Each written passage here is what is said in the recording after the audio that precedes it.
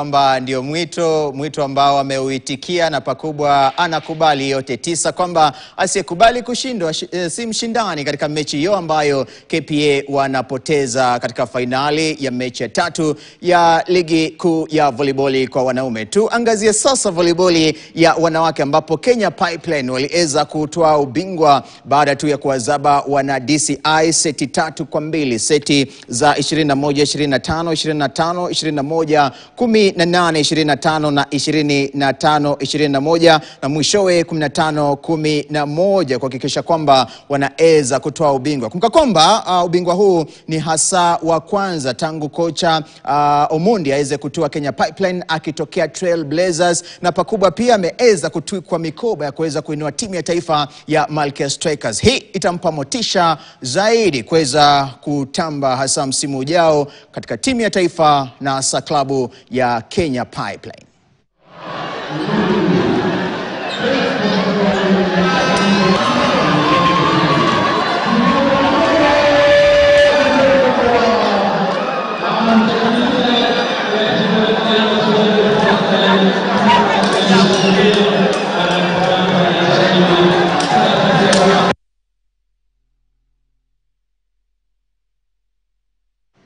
Haya, tuangazie sasa sehemu upande wa kocha Geoffrey Omondi.